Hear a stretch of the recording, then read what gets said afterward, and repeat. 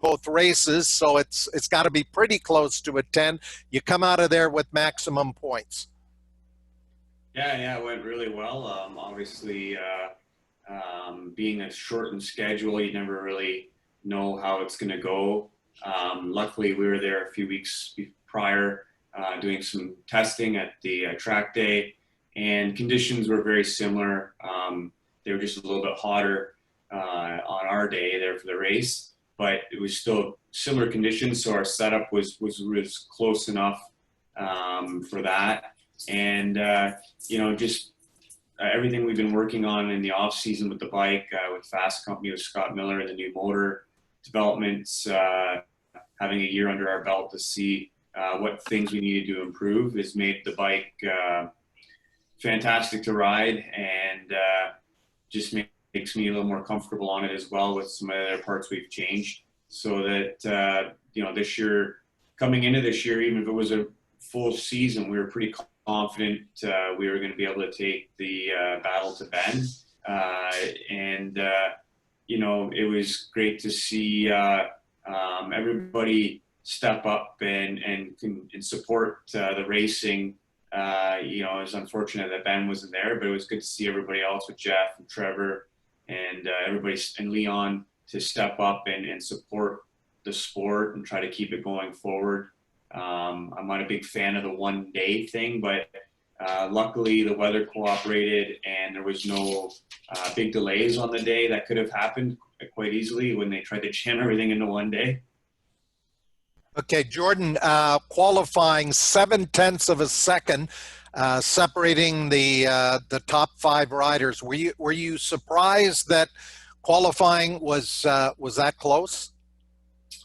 I wasn't terribly surprised. I guess the young rookie pro surprised all of us a little bit with his lap time, but I knew he'd been riding there lots, and I figured he'd have a harder time doing the full race. We're trying to be careful too, because there was no points for qualifying, and you didn't want to wreck a bike a couple hours before the 2 races are going to start, so I think everybody was being a little tentative, and that's why you've seen it also close, because we were all maybe holding back a little bit, saving it for the race, right? Trevor Daley, you chased Jordan home in that first race on Saturday. Tell us how your weekend shaped up, I guess, with the second and then third behind Jeff Williams on Sunday. You're sitting second in the points going to Canadian Tire Motorsport Park.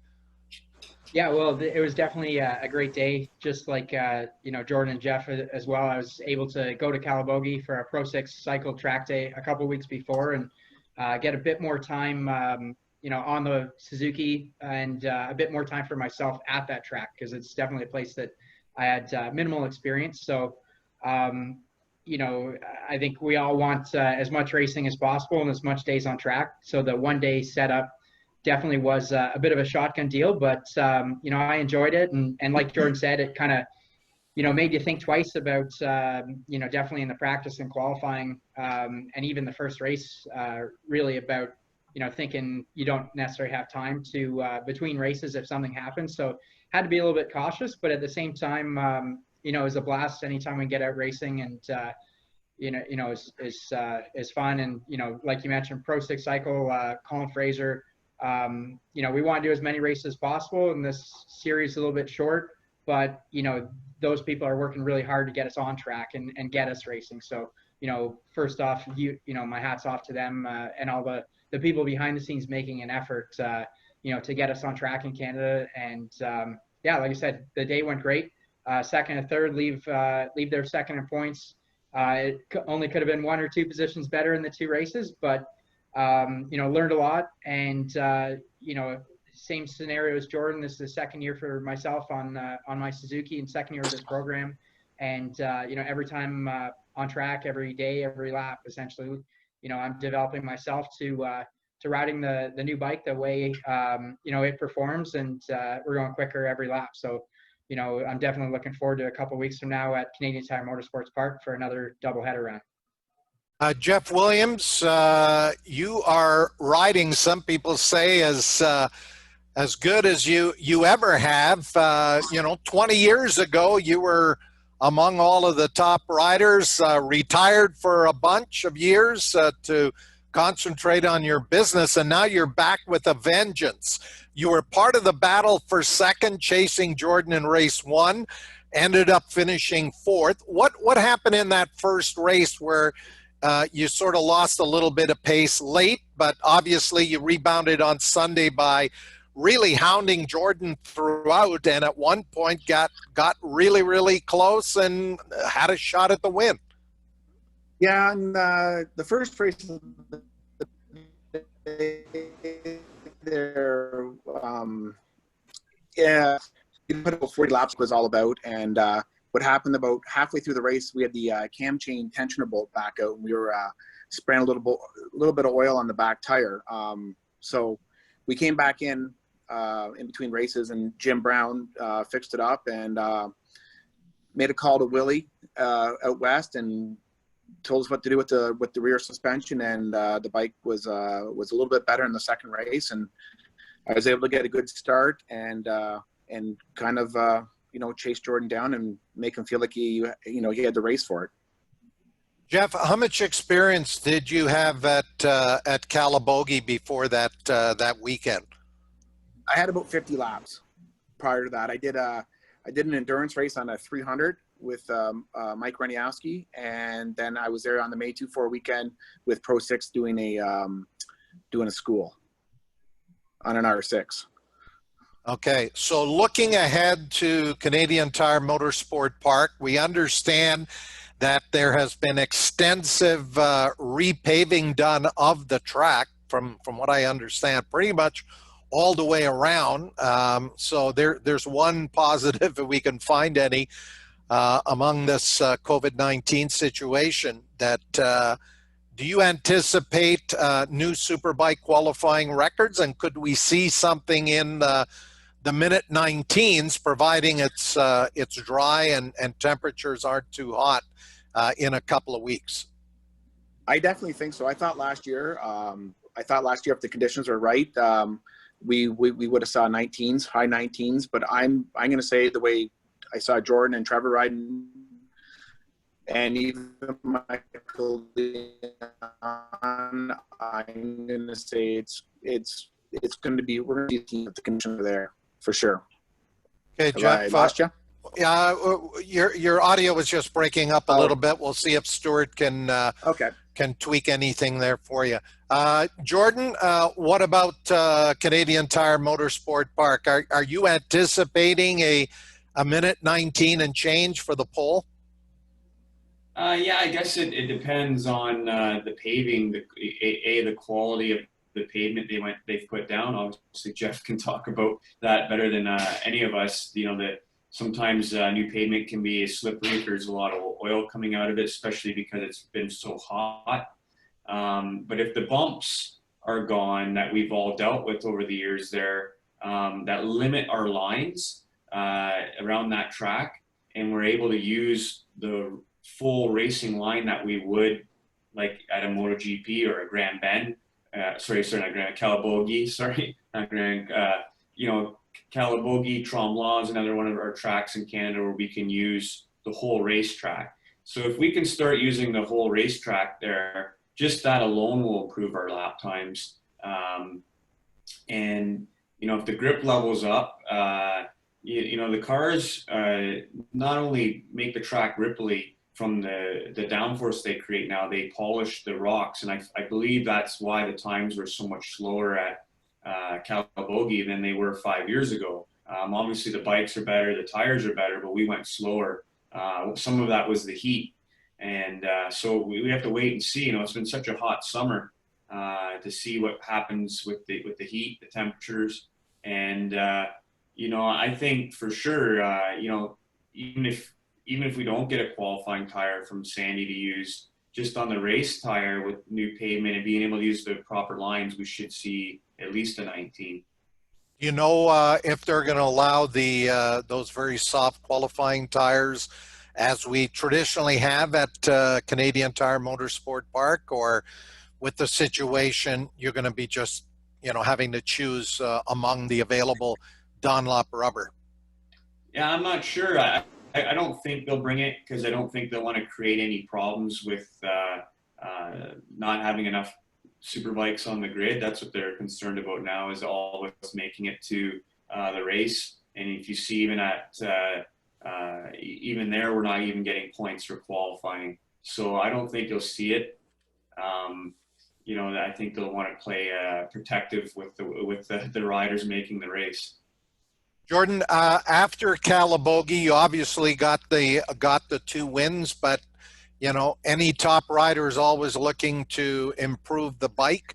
What were some of the areas you were looking to tweak between Calabogie and this newly announced race weekend at Canadian Tire Motorsport Park?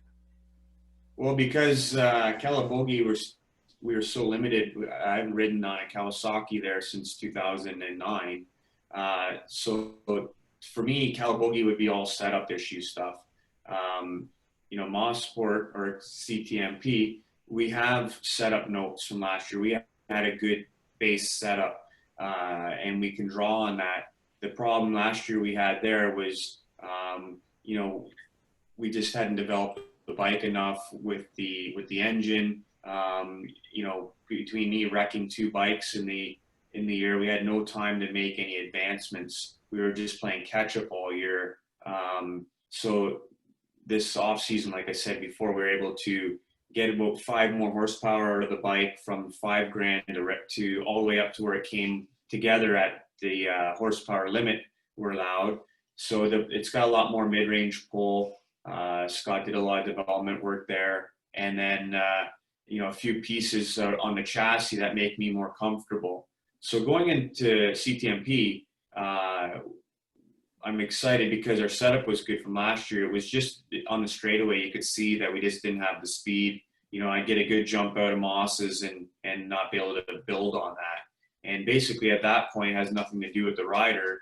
You've gotten a good jump, you've gotten the drive. The rest, it's such a NASCAR style track around there, where you can be a second off the pace, but as long as you got a good motor, you can get in the draft and you'll be there for the race. So it's a very tricky track that way. And if the new pavement there, it'll be really interesting to see how the tire wears. That's always going to be, right last year going into it, we knew how the tires were going to work. So no one right now knows how the tires are going to work there and last. That'll be the biggest thing. And Jordan, are you looking at signing up for either one of those Riders' Choice track days to try to work out things like tire wear and some other things you may want to test on the bike before you get into qualifying on that Saturday morning? Yeah, we're going to do the Friday track day. I'm not sure what these guys are doing. I haven't talked to Trevor or Jeff in a couple of days. And Jeff signed up. Both days, Jeff? Both days. There you go. Yeah. He's doing the double. Trevor, what about you? I'll be doing the Friday Riders' Choice Day, yeah. Okay. So Williams is doing both days, and you're doing one, and I think if I understand Jordan correctly, Jordan, you're doing one. Yeah. And I'm fine with that, whatever. Normally we try to stay out of the track day stuff, and but this year, it's a limited year. I think, like I said, we had such a good setup. I think if the feasibility of everything right now for us, I don't outside of racing, all my shows have been canceled.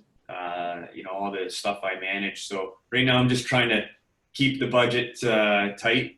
So I think we'll be good just doing the Friday, Saturday. And I would imagine that they'll want to do the 2 races on Sunday. I haven't heard the schedule, but I think they kind of like that, how it went down at Calabogie. I think you'll see that again for CTMP, and just try to take the pressure off everybody and get them through some track time on Saturday. Yeah, well, I'm sure that schedule will be out this week, and we'll review it next Monday night on Track Announcer's Notebook. Trevor, what about you? What is your the notes you had from last year? And I know you've been working closely with Tony, Elias, and the Suzuki factory team in Moto America. You went to Road America back in July for the race there. How much better is the bike that you're going to have at CTMP in a couple of weeks compared to last year in terms of handling, in terms of horsepower? Well, it'll definitely be a little bit better. Actually, even connecting some of the stuff with the States, even the week before Calabogie a couple weeks ago, was able to get an M4 exhaust, which is the title sponsor of the factory team in the Moto America series. Was able to get a system on my bike, and our series where you've got the horsepower limit, so we're always on the series dyno, making sure we're not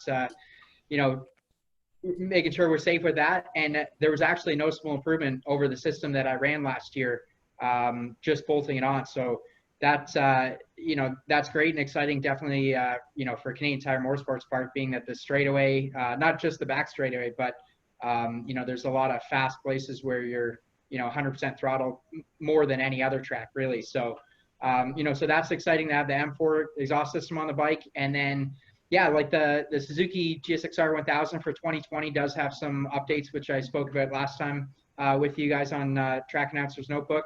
And again, like I had mentioned earlier, at the Calabogie day, every lap I turned was quicker, and just again, me getting used to riding the bike. So that's exciting. Last year was a little bit difficult with the Super Pole session. In our opening qualifying session, there was a bit of rain, and we lose Trevor there. stuff like Okay, that. go ahead. Go ahead, Trevor. We just lost you for a minute. Okay. Yeah, so I was saying, like, the qualifying is definitely important, and Calabogie, that was kind of the difference, not starting on the front row for the 2 rounds or 2 races there. And by the time I got to second in the first race and up to third in the second, there was a bit of a gap. But last year was a similar thing, but more difficult, because I lost one session. And last year, the Rider's Choice Day was the Thursday, and it rained all afternoon, so didn't really get any laps in that. And not having the qualifying session last year definitely hurt me in the race as well. But Suzuki was really strong, and I was able to drive forward up to 5th on the Saturday. And the 8th was kind of anybody's race. I think I was up to 3rd or 4th place with about 3 to go, battling with got by Ben and battling with Jordan, actually. And I think there was 8 of us who finished within 2 seconds at the end. So like Jordan mentioned, it's with the draft and stuff, it's a bit of an equalizer.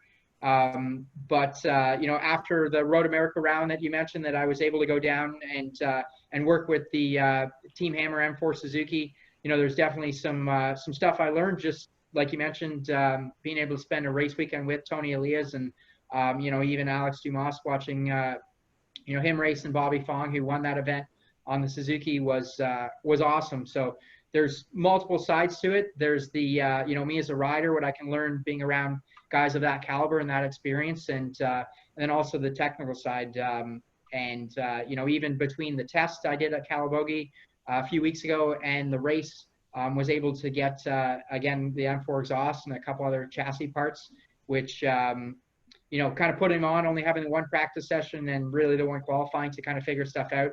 Went a little bit on the conservative side of things, and have kind of moved to the next step to go to Canadian Tire Motorsports Park. And I'm just really excited. That's a place where I might not be on pole kind of thing, but I've always raced strong, and a place I've turned a lot of laps in the car. And you talk about the new pavement. I've spoke with some guys who are at some of the regional racing in the Formula Ford series a couple weeks ago, and they said it's actually not that much smoother, but there is more grip. And I know that in all the in the Formula Ford series in particular, they already broke the track record first weekend out prior to that. So it'll be exciting to see what the lap times are, and again, it'll be great to get out and do some more racing with these guys. Trevor, I know you've got to go, but just before you leave, you've gone to the number 9 plate from 116. What brought that about? Yeah, so oddly enough, when I started racing, all through my karting days, racing go-karts, I was always number 6. And when I started racing in 2011, 6 was taken. You pull out the electoral tape as an amateur and throw a 1 on there. 16 was taken, and another 1 on there, and I was 116. So it kind of stuck, but always wanted to go back to the number 6. And past champion of the series, Brett McCormick, kind of reserves that number. And so the number 9 is a little bit of the 6 upside down on the bike. And, past rider and I believe champion for Suzuki, Clint McBain, rode that number. And it was actually Jordan and I had a bit of a chuckle pitted beside each other at Calabogie the other week, him saying that, it's funny, the turnover in the series and the years that he's raced, that the same number keeps coming back, against him on a similar bike, and it's kind of neat. But yeah, that's the story behind that. Is single digit number makes the bike look great. My Suzuki Canada GSXR looks awesome this year with it, and looking to get it back up front. Okay, Trevor, I know we're going to let you go because you got another commitment to take care of. We want to wish you all the best in a couple of weeks at Canadian Tire Thanks a lot, Motorsport guys. Park. And thanks a lot, and thanks again for having me on here. It's always a blast, always a pleasure. Okay, great. Jordan Szoke and Jeff Williams, we're going to wrap things up because we've got the other number 9, Gary McKinnon, patiently waiting. But Jeff, looking ahead to Canadian Tire Motorsport Park, what are you thinking, and what's the plan in a couple of weeks? Well, we're waiting for some. We sent some data to Willie out west, so we're waiting for our bike build to come back. And so that's why we took the Thursday, is that we're going to try some stuff that he wants us to try and go from there. And then Friday, really put our head down and start putting some laps on this bike. I think we've only got somewhere around 76 laps on this bike. So we're still learning it together, Jim and I'm still learning it as a rider, but the bike has a very familiar feel to it. Reminds me of one of my old bikes back in the day. So I'm hoping for some good things at Canadian Tire Motorsports Park. So maybe put the hunt on Jordan again. Okay, Jeff, we wish you all the best in a couple of weeks. Great to have you on Track Announcer's Notebook, and I know you're going to have a busy week doing all that paving out there. Jordan Szoke, your thoughts looking ahead to a couple of weeks. 14 Superbike championships, that sounds pretty good if you can pull it off. Yeah.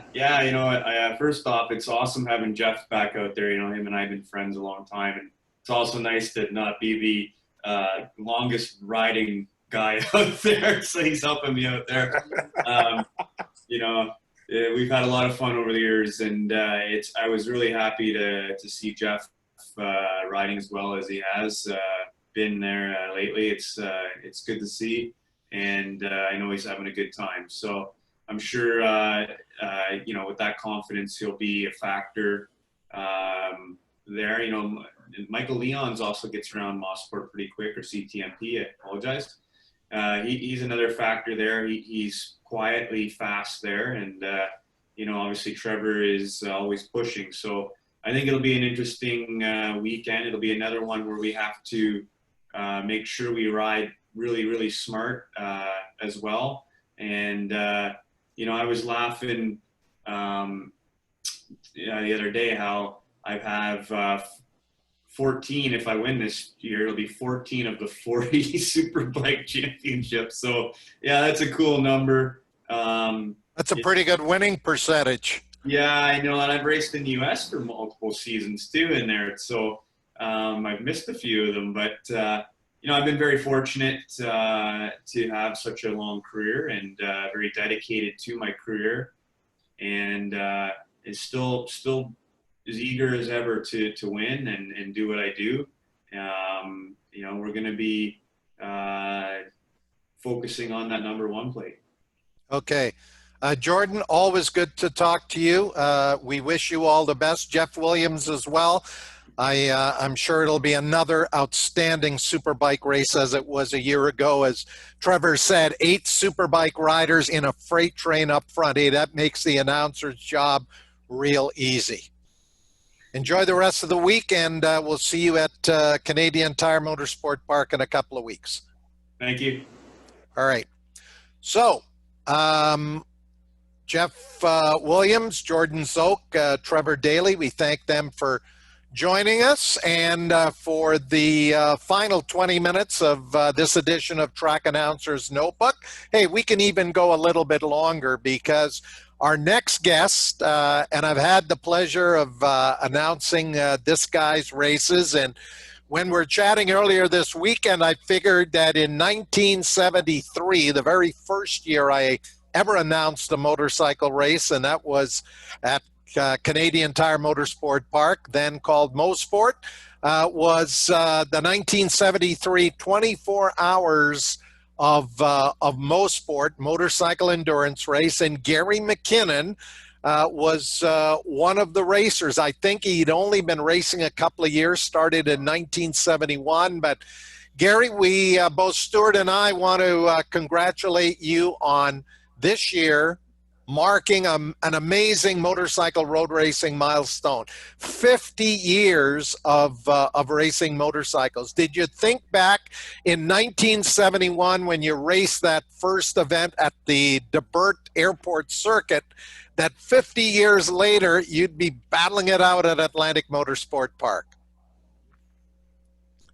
No, I certainly didn't think that far ahead. You know, I certainly enjoyed that first season, and you know, really look forward to the next year. But things are always a little tight, and you know, never dreamed of 50 years.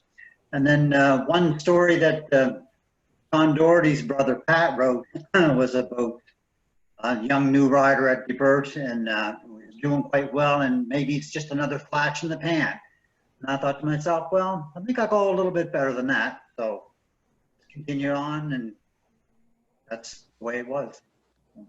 Tell us a little bit about, because we've seen in recent years a bunch of racetracks close in this country. Most recently, the St. Eustache circuit outside of Montreal.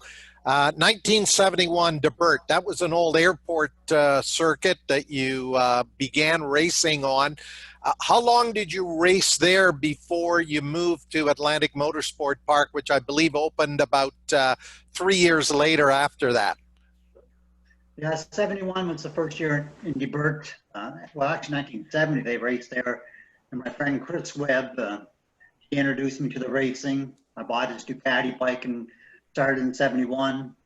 It only lasted my first race weekend. I finished 5th in my first race. I crashed it in the second race, and I blew it up in the third race. So a little bit of everything. Yeah. So then a friend of mine, Rick Hudson, he worked at a local bike shop, and he obtained a 500 Kawasaki for me to ride, and it was a shop demo. So each Thursday night before the race weekend, I would have to go find that bike and prepare it, and sometimes you can drive it out to the track. So that first year was quite exciting. 72, we raced there again, and I contacted F. Manley & Sons in Ontario. They were the Kawasaki distributor at the time, and asked them if I could get a bike for them to race for the 72 season. And you know, to my good luck, they offered me a 750 Kawasaki triple for 72, and I won the first race that year on that bike. The second race, we were so excited, we forgot to put fuel in it, and I was leading the race, the second race, and ran out of gas. So big lesson learned there. And then 73 was the last year for Debert, and I think I won the last 3 races we had in Debert, and we went to Penfield, New Brunswick for the remainder of 73 and the first half of 74. So, Take us back to that first 24 hours of MoSport endurance race in 72. You mentioned John Doherty, and I had the pleasure when we used to come out to Atlantic Motorsport Park to share the microphone and announce with John. But before he got into announcing, unlike this guy, John was a pretty good road racer, and he was actually on the endurance team that you raced with at Mosport in 72 and maybe 73. Yes, 72. Yeah, John and I and John Larson and Chris Webb, we drove up in my old 66 Chev and arrived at Mosport, I think on a Thursday. Never been there before. And we got 2 laps of practice each on a 350 Kawasaki triple. I think there was over 60 bikes in the field. Yvonne Duhamel and all of them were there. Daley, Yamaha, I think from BC and stuff. And anyway, we had not very good luck starting off. The first rider went 10 laps and crashed. The second rider made it to turn 2 and crashed. And we ended up kind of swapping parts off to another production bike we had in the background. Probably not legal, but anyway, we carried on for another 22 hours and ended up 4th in our class and 14th overall. So it was a very learning experience, you know, racing through the night and racing 24 hours. It was awesome. Gary, of all the racetracks that you've competed on, in addition, I know that Atlantic Motorsport Park has a special place in your heart, but what were some of the other racetracks that were among your favorites that you raced on? Because I know you did almost every track in Canada. You raced down in the US at tracks like Loudon, New Hampshire, back in the old Loudon days. Yeah, I really like Loudon, especially the old track. It was sort of similar to the layout of AMP, and you know, it was more of a challenge. I really enjoyed Mosport, the high speed and stuff down the chute, especially the old track. Mont Tremblant was fun. We raced an endurance race there in 75, I think. And even Calabogie last year, although I crashed there, got hurt. But Danville was fun back in the early days. You know, we raced Danville. Cayuga, we raced Cayuga one time. That was fun. Crashed there too. But anyway, it's all been good. AMP is still my favorite. Well, when you race for 50 years, there's got to be a few crashes in there. Gary, take me back to Saturday at Atlantic Motorsport Park. As we said, if this thing called COVID-19 didn't exist, we would have had a CSBK National running on the weekend, but the Atlantic Racing League did put on, I guess, a track day / road race day. Yes, on Friday we had a track day. I mean, Ron Monroe, God love him, he does more for that track than anybody right now, and he got everything organized through the COVID thing, and we weren't allowed a lot of racers there, but race day Saturday we had, I think, 40 entries, which was good, and we ran 3 different classes, so it was just so good to get back on track and you know, have a mass start. We had 22 bikes in one class and 30 in the endurance race. We had a 1-hour endurance race as well. So it was super hot, you know, like 40 degrees humidity or whatever, and it was wicked. But it was good. You know, I ran 4 races plus the 1-hour endurance race, so it was a good day. And you're telling me you were second in those 4 sprint races you ran, and then you ended up winning the 1-hour endurance race. Tell us about your sort of personal report card on the day of racing. Well, we started off in the middleweight production race and bumped up with my Ninja 300 I was riding this year. My R3 that I had last year that I raced at Mosport and stuff, I sold it to Jamie Fraser for her son John, and they did a little work to it, and the kid is progressing really, really quick. We started off side by side, and he was pretty much on after the second lap. He carries so much speed. We have all that new asphalt between 2 and 4, and it's amazing. The grip and stuff is there, and it was an exciting race. I held on to second the entire race, and I think Phil Warnell on a Kawasaki 400 was third. In the lightweight race, Don wasn't in it, and I thought I had a pretty good chance to win that. I had a great start off the line, and all of a sudden this little 2-stroke comes roaring by, and it was Adam Roberts from Adam Roberts out of retirement. Out of retirement, yeah. So it was cool, and you know, the smell of a two-stroke, you still can't beat it. So that was pretty amazing. So And he was on. We tangled for all the 10 laps the first race, and he beat me by you know, a couple of bike lengths. So it was good. But then you got revenge in the 1 hour endurance race. What were you riding there? The Kawasaki 300 Ninja? Same bike, yeah. I've always done quite well at the riding solo in the endurance race, 1 hour and 2 hours, stuff like that. And little bike, you know, you just focus, ride it, don't come in, you know, other guys kind of drop off and stuff like that. So I end up winning the lightweight class, and young John Fraser won middleweight, and Blaise Fougier, riding as fast as ever, won the heavyweight class. So it was a good day for that too. Tell us a little bit about John Fraser off the top of the show. Jamie Fraser, his dad was an outstanding pro rider many, many years ago. Is John super serious about a road racing career, or is he just out there having fun? Because certainly it seems like he's got the same talent, maybe even more than his dad. Well, his dad certainly is putting a lot of effort into John. I mean, last year when he started, he was on the Ninja 300 that I have. We ended up trading bikes, and I took that. And he was, you know, pretty rough around the edges. He rode the bike. He looked like Jack Canfield, like he sat up quite straight and stuff like that. This year, he's got the posture of Marc Marquez almost. He's you know, over the bike, you know, tucked, really smooth, got nice lines. I took him out last year and followed him around. He followed me around some, and then this spring, like 2 weeks ago, we went out again, and you could see how much he was starting to develop, and he just looked really good. And then I took him out again last weekend on Friday, and I run some like 1:16 lap times, and he followed me for like 5 laps. And the next time he went out, he went into the 15s, and that's what Richard Thompson and myself were running like 2 years ago on our R3. So he's down to pro times already on that bike. So Avery Hart, well, you know Avery, and he's taught him well too.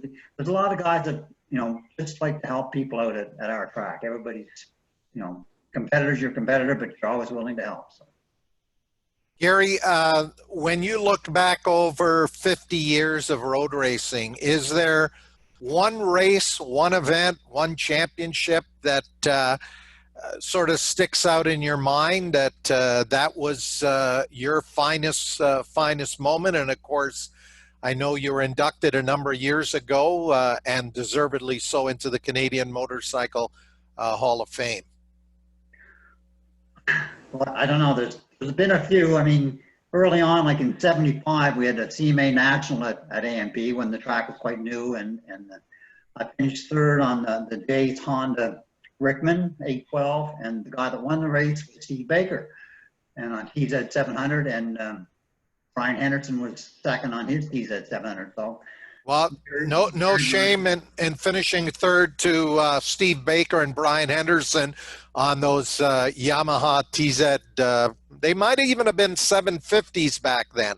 Yes, 700s or 750s, but and it's funny, the lap times back then were like probably 1:17s or something like that, and I'd still have the lap record on my 250 Kawasaki at a 1:16.5. So that's how much tires and stuff have changed. But you know, that was one of the highlights. You know, when we went back to vintage racing in the 90s and stuff like that. Now in 1999, I won the FIM Canadian Vintage Heavyweight Championship. So that was, you know, a big deal. We raced at Loudon and Shannonville and Mosport and Shuby. I won the Masters event in New Hampshire in 2000. So that was good too. So yeah, there's been a few. But so one Gary, good thing was I got to ride Gary Nixon's KR 750. I did some laps on that bike in 97 or 98. Yeah. So you ran some of the USCRA events at Loudon with Bob Coy? Yes. Yeah, Bob Coy. He was a great guy for sure. And yeah, he brought up Don Emdy's bike that won Daytona back in 73. Pardon me, MD was 72. Yeah, the first year that Yamaha ever won the Daytona 200, and the first Yamaha, you know, the first two-stroke to ever win the Daytona 200. And they brought it up, and they were on their way to take it to Mid-Ohio for the museum. and they let me do some laps at AMP on that bike. It was totally awesome. So. That must have been a thrill. Gary, this is year number 50. Have you got a number in terms of when you're going to hang up the helmet and the racing leathers, or are you just having too much fun after 50 years to keep it going? My wife's looking at me, but I don't know, as long as I can stay healthy and have fun, and it's just, I like being at the track and seeing the new kids come along and helping them out and stuff like that. So that's good. AMP will be 50 years old in 2024, so I'd like to still be riding then. Yeah, you got to be around for that celebration. Yeah. I know we only have a few more minutes. Stuart Nodell, any questions, comments have come in here while we've been in conversation with Gary? Yeah, thanks, Pat. We've had a couple of comments, and I guess a little bit going back to Canadian Tire Motorsport Park with regard to the lap times. And I know I've spoken to a friend that also does the club level sports car racing, and he's doing about a 1.5 seconds per lap quicker than he was in previous years. And so I think the track is going to be a little bit quicker. But I guess going back to Gary and all of his history in the sport, we actually do have Bob Coy on the call with us tonight. So that's a nice story that Gary shared with us. It's just an honor to have him on to listen to all of his history and his successes in the sport. Very cool. Okay, Gary, what does the rest of 2020 look like for you in terms of where you're going racing? Unfortunately, you can't get across the border, at least as of today, to go and run some of Bob Coy's USCRA events. I think Bob still has an event in August. They're hoping to get in. Laconia Bike Week has been pushed towards the end of the month. I'll have to get an update on that as to whether that's going ahead. But how many more race weekends for Gary McKinnon here in year 50 of road racing? Well, hopefully if all goes well, we'll get 2 or 3 more rounds, and then we always end the year with the 2-hour Mac and Jack endurance race, Mac McConey and Jack Canfield. So we'd like to finish the year off with that. So hopefully get 3 or 4 more events in. And what about motorcycles? Is there a classic or vintage bike? You mentioned the Don Emdy Yamaha TR3 air-cooled 350 that he won the Daytona 200 on in 1972.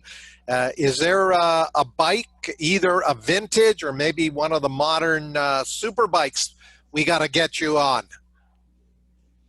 Well, my twin brother Glenn has a 1978 TZ 350, I believe, that Tom Blondrat and I raced and won an endurance race on in 78, I guess. So it was probably 77 or 78. And it's all restored and ready to ride. So whether he'd be good enough to let me ride that. He was always good enough and bought me a bike in 83 to race when I was unable to afford to race. And he bought me a new bike that year to ride. So he's always been good to me.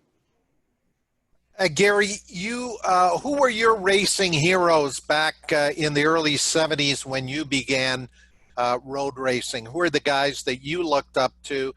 And then tell us about some of the great road racers to come out of the Maritimes. Of course, we mentioned Jamie Fraser, outstanding, but as I look back, John Ramsey, Peter Lusby, who are some of the other racers that were sort of part of that 50 years for you? Oh my God, yeah. Well, yes, Johnny and I, we had a lot of battles when he first came out in 83, 84, and that was the last year I won the Maritime Championship. I beat him by 1 point. We have a lot of good stories there.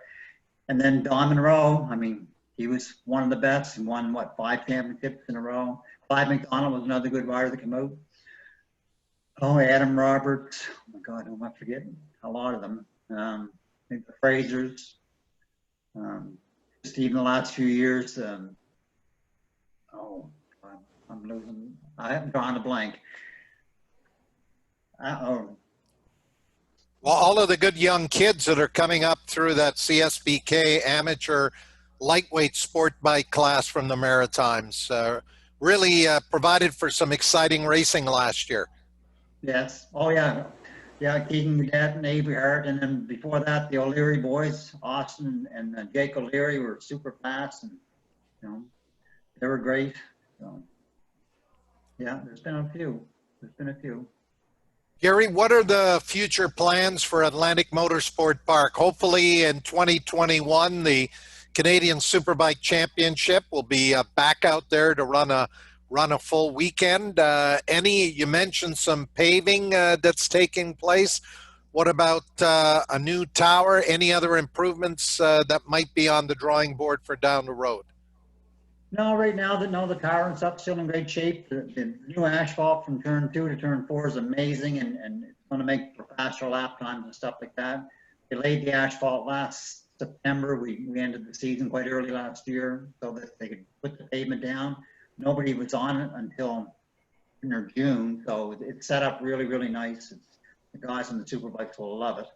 So, but as far other than that, no, we're just carrying on. The club's in good shape. You know, the money's there and the support is there. Pro Cycle's still there helping out. And everything's pretty good. Well, Gary, I want to thank you for coming on board and chatting with us. As you're the first road racer we've had on the show that's actually been racing for 50 years. So we congratulate you on that. Obviously, racing keeps you young. Looks like you're still in great shape. And we're going to send it to Stuart Nodell just to see if we got any final questions or comments for Gary before we say goodbye for tonight. Stuart? Thanks, Pat. Well, actually, what I'm going to do is just quickly share the screen here because we do have a slide deck of Gary. So I'm sure some of the people chiming or watching, tuning in with us this evening. That's not Gary. That's Jeff Williams. Yeah, I'm getting to it. Okay. And again, we'd like to thank Jordan Szoke, Trevor Daley, and Jeff Williams for coming on board. And Gary, we'll let you fill us in on the bikes, the year, and is that a Gary McKinnon with a beard and the old 1970s long hair? Yes, it is. 1972. Went to Loudon, New Hampshire, and ran 3 races. I started the main event, the final race. Started about 63rd or something like that, and was the width of a tire from winning the race, like a second and 2/3. Mac McConey was there giving out the trophies and stuff like that. Top left corner was when I raced. That was 84. I was working with Pete Lusby. I couldn't afford to race that year, and I went with Pete Lusby to Mosport. We were up there racing, and then I got a call from the Dunsworths, asked me if I would ride the Interceptor that year, and I gladly said yes, and back home to Nova Scotia I came. The bottom left corner was when I raced the MT 125. That was at Montsport, I believe, in 77 or 78 at the World Championships. Those are the old pits. Yeah. Now, you ran number 9. I mean, that's the number that I associate you with, but in 72 on that Cowie, you ran 53. And I guess, is that the number 1 plate on the MT 125? No, I think that was number 10 I ran. 10. Oh, okay, sorry. So how did you end up with number 9? Dave Monroe had number 9 for a long, long time. And then I always wanted it because Gary Nixon was always the guy I liked. He rode the Kawasaki's and stuff. I got to meet him in Indianapolis and had a few drinks with him and got some autographs. You know, he was just always my hero, and the stories he could tell you. And you know, we were out to supper with him a couple of times. He was just an awesome character. I met him in Florida back in the early 80s, and met him then and met him different times. And just, when Dave stopped racing, I was able to get that number, and that was early 80s, I guess, and I've had it ever since. Okay. Stuart? Thanks, Pat. Yeah, we just have some people questioning, asking if you're going to be able to announce at Canadian Tire Motorsport Park for that Canadian National that's coming up with the CS. Well, you know what? As it turns out, I believe no spectators are allowed. So rather than have the 3 announcers, myself, Frank Wood, and Eric Tritko, you know, when we have 10, 15,000 fans jamming the place, I think Frank Wood is gonna handle whatever public address announcing is going to happen on the 15th, 16th. I'm actually, before the event was even announced, I'm actually going to be at Shannonville Motorsport Park. I think they are allowing a small group of spectators, so they've hired me to go do a car race down there, and I have an announce down there. And of course, back in the 70s and most of the 80s, I was there probably 3 weekends out of 4 between the motorcycle and the local CASC car races. So it'll be good to get back to Shannonville. It's not motorcycles, but I'm going to be announcing the car race there. And Frank Wood, I'm sure, will do an outstanding job of looking after the public address duties on August 15th and 16th. That's awesome, Pat. So Gary McKinnon, we want to thank you for coming on board. Give our regards to everybody with ARL, and have a great second half of your season. They wrap up their what? September will be the last race meeting? Probably, I think first weekend of October, I think it's the Mac McConey race, Mac and Peck Okay. race. So All right. Well, all the best, and keep having fun, and keep putting things up on the podium. Okay. Thank you very much for having me on. I appreciate it. Good talking to everybody. Okay, great. Gary McKinnon, 50 years of road racing, started in 1971, has raced every year. 2020 is his 50th year of road racing motorcycles. Stuart, enjoyed the show tonight. A look back at Gary's 50 years, and also taking a look at the CSBK National Championship weekend coming up, and chatting with Jordan Szoke, Trevor Daley, and Jeff Williams. Should be a great weekend in a couple of weeks. Yeah, definitely, Pat. It's good to see that things are progressing forward, and it's interesting. The guys, they seem hungry and seem eager and competitive. So I hope they put on a good race at Canadian Tire Motorsport Park. Oh, indeed. So have a great week, everyone. We'll see you back on Track Announcer's Notebook with Stuart Nodell and myself next Monday night, August the 10th. We're planning some very interesting shows coming up in the weeks ahead. If you've got any ideas, a racer you'd like us to get on board here and interview, just fire us a note, and we'll try to get that rider on. I will tell you, we're looking at getting some of the legendary tuners, mechanics, technicians on the show in the coming weeks, as well as staying on top of what's happening in the racing world, not only here in Canada, but also with Moto America. We're going to get an update on the Daytona 200 set for August the 17th, as well as taking a look in at MotoGP and World Superbike when those races take place. Stuart, have a great week. We'll see you back on Track Announcer's Notebook next Monday, the 10th of August.